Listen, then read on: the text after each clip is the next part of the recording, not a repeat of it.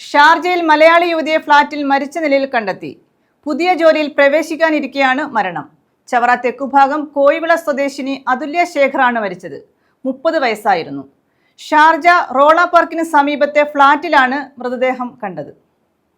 ചവറ തെക്കുംഭാഗം കോയിവിള സ്വദേശിനി തട്ടാന്റെ വടക്കതിൽ അതുല്യ ഭവനത്തിൽ 30-കാരിയായ അതുല്യ ശേഖരനെയാണ് ഷാർജയിലെ താമസ സ്ഥലത്ത് മരിച്ച നിലയിൽ കണ്ടെത്തിയത്.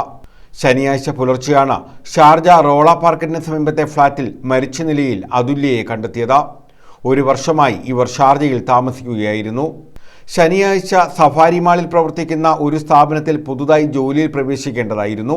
ദുബായിലെ അരോമ കോൺട്രാക്ടിംഗ് കമ്പനിയിലെ എഞ്ചിനീയർ സതീഷ് ശങ്കറിന്റെ ഭാര്യയാണ്.